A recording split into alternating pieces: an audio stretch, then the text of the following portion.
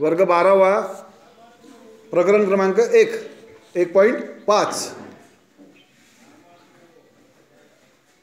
Doctor Babasaheb Ambedkar भारतातील शैक्षणिक विचारवंत. प्रकरण क्रमांक 1 भारतातील शैक्षणिक विचारवंत यामधील 1.5 डॉक्टर बाबासाहेब आंबेडकर. आता या ठिकाणी सांगा पाहू यामध्ये आपल्याला 2 प्रश्न विचारलेले आहेत. भारतीय संविधानाचे शिल्पकार म्हणून कोणास ओळखले जाते? भारतीय संविधानाचे शिल्पकार म्हणून डॉक्टर बाबासाहेब आंबेडकर यांना ओळखले जाते. त्यानंतर भारतीय जनतेला शिका, संघटित व्हा आणि संघर्ष करा हा मूलमंत्र कोणी दिला? डॉक्टर बाबासाहेब आंबेडकर. भारतीय जनतेला शिका, संघटित व्हा आणि संघर्ष करा हा मूलमंत्र डॉक्टर बाबासाहेब आंबेडकर यांनी दिला. आता डॉक्टर बाबासाहेब आंबेडकर यांचा जन्म 14 एप्रिल 1891 रोजी मध्य प्रदेशातील महू या गावी झाला. मध्य प्रदेशमधील महू या गावी त्यांचा जन्म झाला. त्यांचे प्राथमिक शिक्षण सातारा येथील कॅम्प मिलिटरी स्कूल येथे झाले.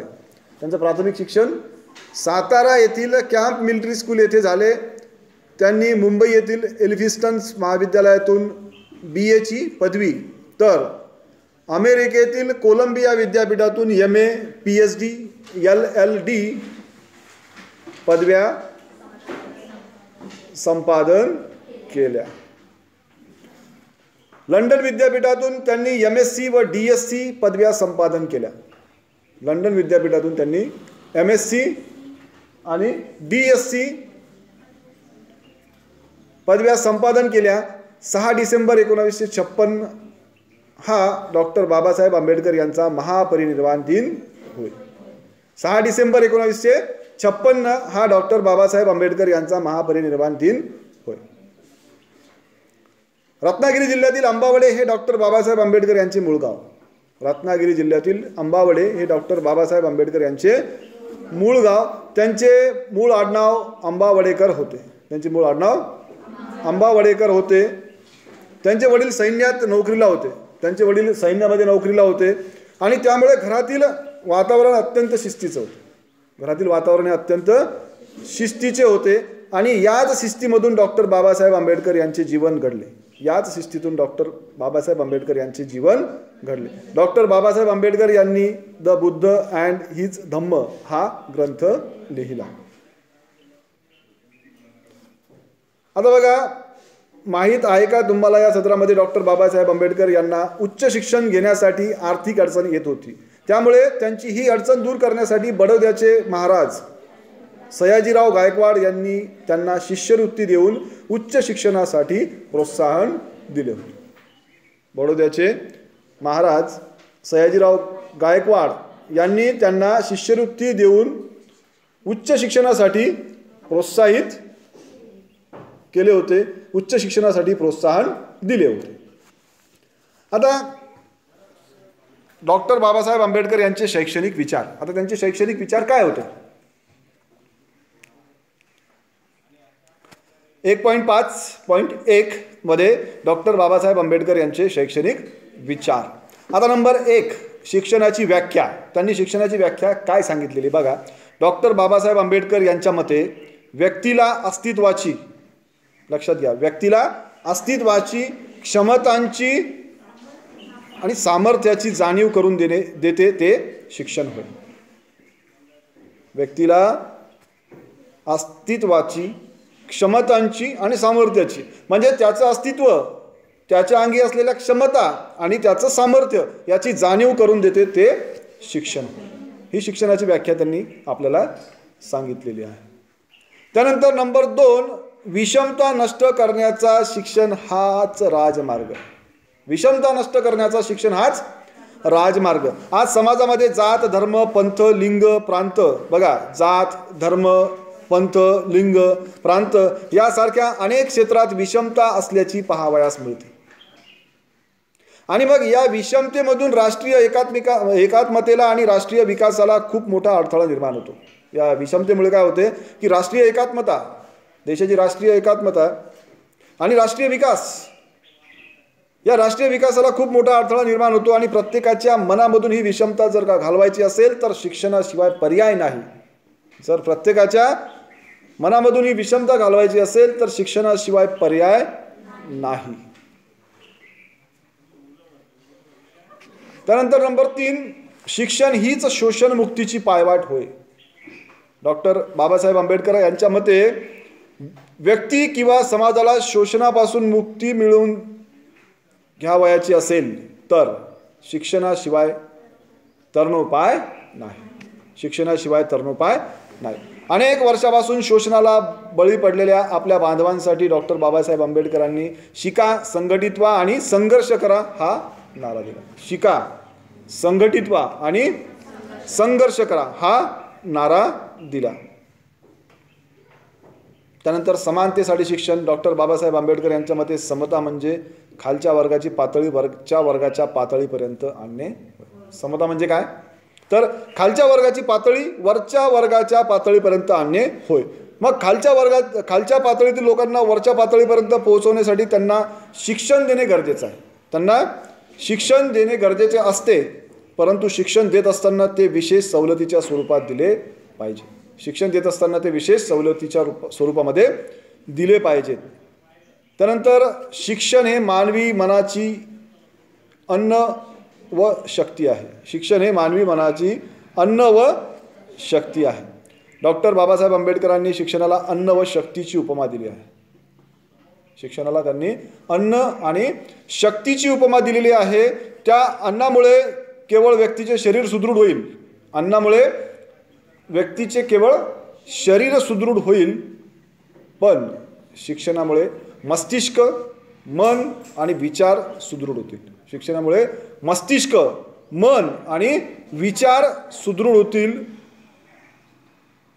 आणि हे सुदृढ विचार व्यक्तीस आयुष्यभर शक्तिवर्धक म्हणून कार्य करतील. हेच सुदृढ विचार व्यक्तीला आयुष्यभर शक्तिवर्धक म्हणून कार्य करतील. त्यानंतर शिक्षणातून शिस्तीचा विकास. व्यक्तीच्या व्यक्तिमत्व विकासात शिस्तीचे स्थान महत्त्वाचे आहे. व्यक्तीच्या व्यक्तिमत्व विकासात शिस्तीचे स्थान अत्यंत महत्त्वाचे आहे आणि शिस्तीमुळेच व्यक्तीमध्ये विनय निर्माण होतो. शिस्तीमुळेच व्यक्तीमध्ये विनय निर्माण होतो. त्यामुळे शिक्षणातून शिस्तीचा विकास झाला पाहिजे. शिक्षणामधून शिस्तीचा विकास. त्यानंतर चारित्र्य संवर्धनासाठी शिक्षणाची गरज. बघा, चारित्र्य संवर्धन. आता चरित्र आणि चारित्र्य ह्या दोन वेगवेगळ्या बाबी आहेत. चरित्र आणि चारित्र्य. आता बघा, जन्माला आलेला प्रत्येक व्यक्तीस चरित्र असते, बरोबर आहे. जन्माला आलेल्या प्रत्येक व्यक्तीस चरित्र असते, त्याचं स्वतःचं चरित्र असतं. पण त्या व्यक्तीला चारित्र्य असेलच असे सांगता येत नाही, बरोबर आहे. जन्माला आलेल्या प्रत्येक व्यक्तीला त्याचं स्वतःचं चरित्र असते, पण त्या व्यक्तीला चारित्र्य असेलच असे सांगता येत नाही. म्हणून चरित्र आणि चारित्र्य ह्या दोन वेगवेगळ्या बाबी आहेत. पण चारित्र्य संवर्धन म्हणजे प्रज्ञा, शील, करुणा आणि मैत्री या गुणांचे संवर्धन होय.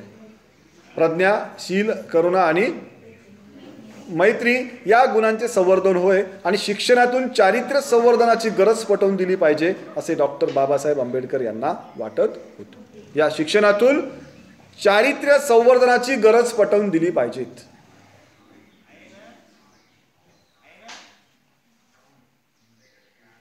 शिक्षणास मूल्यांचे अधिष्ठान असावे. शिक्षणास मूल्यांचे अधिष्ठान असावे. डॉक्टर बाबासाहेब आंबेडकर यांच्या मते शिक्षण हे मूल्याधिष्ठित असावे. शिक्षण हे मूल्याधिष्ठित असावे. शिक्षणातून बालकाच्या मनावर योग्य प्रभाव पडला पाहिजेत. शिक्षणातून बालकांच्या मनावर योग्य प्रभाव पडला पाहिजेत.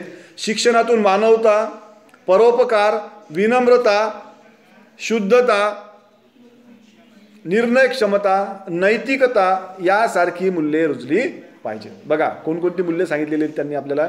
शिक्षणातून मानवता, परोपकार, विनम्रता, शुद्धता, निर्णय क्षमता, नैतिकता यासारखी मूल्ये रुजली पाहिजेत. आणि या गुणांमुळेच बालकाच्या व्यक्तिमत्वाचा विकास घडून येईल. परिणामी शिक्षणास मूल्याचे अधिष्ठान प्राप्त होईल. शिक्षणास मूल्यांचे अधिष्ठान प्राप्त होईल. त्यानंतर प्राथमिक शिक्षणाचे सार्वत्रिकरण झाले पाहिजेत. 6 ते 14 वर्ष वयोगटातील मुलांसाठी प्राथमिक शिक्षण मोफत व सक्तीचे असावे. 6 ते 14 वर्ष वयोगटातील मुलांसाठी प्राथमिक शिक्षण मोफत व सक्तीचे असावे, ज्यामुळे सर्वसामान्यांच्या मुलांना शिक्षणाची संधी उपलब्ध होऊन प्राथमिक शिक्षणाचे सार्वत्रिकरण होईल. बघा, 6 ते 14 वर्ष वयोगटातील मुलांसाठी प्राथमिक शिक्षण मोफत व सक्तीचे असावे, ज्यामुळे सर्वसामान्यांच्या मुलांना शिक्षणाची संधी उपलब्ध होऊन प्राथमिक शिक्षणाचे सार्वत्रिकीकरण होईल. पालकांनी मुलांच्या शिक्षणासोबतच मुलींच्या शिक्षणासही प्रोत्साहन दिले पाहिजेत. पालकांनी मुलांच्या शिक्षणासोबतच मुलींच्याही शिक्षणास प्रोत्साहन दिले पाहिजेत. आज स्त्रियांना शिक्षण देणे ही काळाची गरज आहे. स्त्रियांना शिक्षणाची संधी देणे म्हणजे त्यांचा सन्मान करणे होय. स्त्रियांना शिक्षण देणे म्हणजे त्यांचा सन्मान करणे होय. म्हणून पालकांनी मुलांच्या शिक्षणा इतकेच मुलींच्याही शिक्षणास प्रोत्साहन द्यावे, जेणेकरून मुली शिक्षणाच्या प्रवाहात येतील. त्यानंतर पुढे बघा, डॉक्टर बाबासाहेब आंबेडकर यांचे शैक्षणिक योगदान. नंबर 1, बहिष्कृत हितकारणी सभेची स्थापना. डॉक्टर बाबासाहेब आंबेडकर यांनी जनसामान्यांना, विशेषतः तात्कालिक अशिक्षित, शोषित, पीडित, मागास जनतेला शिक्षण घेता यावे म्हणून वसतिगृहाच्या स्थापनेची मोहीम राबवली होती. आणि याच उद्देशासाठी 20 जुलै 1924 रोजी बहिष्कृत हितकारणी सभेची स्थापना केली. बघा, असे प्रश्न लक्षात ठेवा. हे प्रश्न बरेचदा तुम्हाला रिकाम्या जागा किंवा पुढे जर भविष्यात तुम्ही कुठल्या स्पर्धा परीक्षा दिल्या तर त्या स्पर्धा परीक्षांमध्ये असे प्रश्न तुम्हाला परीक्षेत विचारतात. त्याच्यापेक्षा वेगळे कुठलेच प्रश्न राहत नाहीत की बहिष्कृत हितकारणी सभेची स्थापना कधी झाली, खालीलपैकी कधी झाली. 4 पर्याय दिलेले असतात. त्यातला एक पर्याय असेल 20 जुलै 1924. इतर 3 पर्याय चुकीचे असतील. आपल्याला बरोबर योग्य तो पर्याय त्या ठिकाणी टिक करायचा आहे. कोणता पर्याय टिक कराल तुम्ही?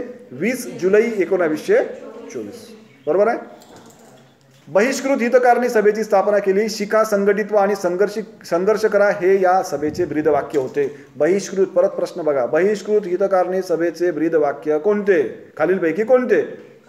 शिका, संघटित व्हा आणि संघर्ष करा असा एक पर्याय असेल. बाकी 3 पर्याय तुम्हाला वेगळे दिलेले असतील. हा पर्याय तुम्हाला टिक करायचा. म्हणजे अशा प्रकारचे प्रश्न असतात.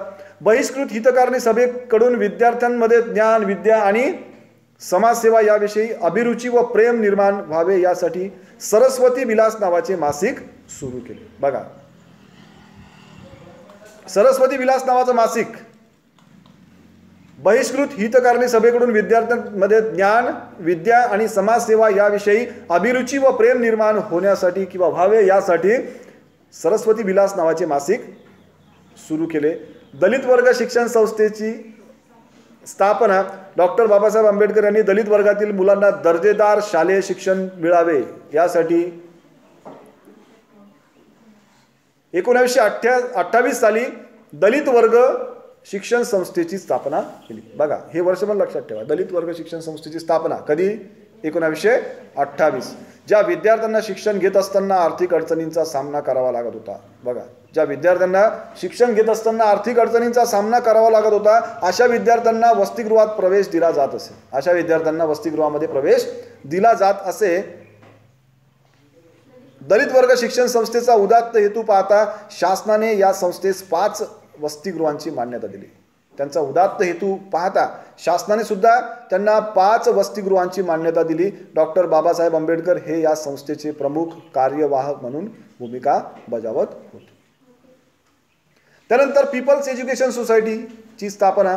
डॉक्टर बाबासाहेब आंबेडकर यांनी मागासलेल्या वर्गात, विशेषतः अनुसूचित जातीमध्ये उच्च शिक्षणाचा प्रसार करण्याच्या हेतूने मुंबई येथे 8 जुलै 1945 रोजी पीपल्स एज्युकेशन सोसायटीची स्थापना केली. बघा, पीपल्स एज्युकेशन सोसायटीची स्थापना कधी झाली? 8 जुलै 1945. पीपल्स एज्युकेशन सोसायटीच्या अंतर्गत ज्यांना विविध कारणांमुळे उच्च शिक्षणापासून वंचित राहावे लागत होते अशांसाठी 20 जून 1946 रोजी सिद्धार्थ कला आणि विज्ञान महाविद्यालयाची स्थापना केली. बघा, त्यांनी सिद्धार्थ कला आणि विज्ञान महाविद्यालयाची स्थापना केली. कधी केली? 1946 मध्ये. अस्पृश्य आणि मागासलेल्या विद्यार्थ्यांच्या उच्च शिक्षणाकडे लक्ष देण्यासाठी उच्च शिक्षणामधून विद्यार्थ्यांमध्ये विद्या, विनय आणि शील घडवण्यासाठी 19 जून 1950 रोजी औरंगाबाद येथे मिलिंद विज्ञान व कला महाविद्यालयाची स्थापना करण्यात आली. बघा, 8 जुलै 1945 रोजी पीपल्स एज्युकेशन सोसायटीची स्थापना, 20 जून 1946 रोजी सिद्धार्थ कला आणि विज्ञान महाविद्यालयाची स्थापना आणि 19 जून 1950 रोजी औरंगाबाद येथे मिलिंद विज्ञान व कला महाविद्यालयाची स्थापना. अशा प्रकारे डॉक्टर बाबासाहेब आंबेडकर यांचे शैक्षणिक योगदान आपण या ठिकाणी पाहिलं. त्यानंतर पुढे एक आपल्याला एक कृती दिलेली बघा, इंटरनेटच्या आधारे डॉक्टर बाबासाहेब आंबेडकर लिखित 10 ग्रंथांची नावे लिहा. 10 ग्रंथ शोधायचे, इंटरनेटवर जाऊन 10 ग्रंथ त्यांची नावं लिहायची. त्यानंतर या प्रकरणामध्ये अभ्यासलेल्या शैक्षणिक विचारवंतांचे शैक्षणिक विचार, शैक्षणिक योगदान आणि त्यांची ग्रंथसंपदा या मुद्द्यांना अनुसरून एक तौलनिक तक्ता तयार करून त्यावर वर्गामध्ये सामूहिक चर्चा करा. तसेच त्या चर्चेमध्ये प्रत्येक विचारवंताने कोणत्या बाबीवर विशेष रूपाने आवर्जून भर दिला यावरही चर्चा करा. तर अशा प्रकारे इथे आपलं हे प्रकरण संपलेलं आहे.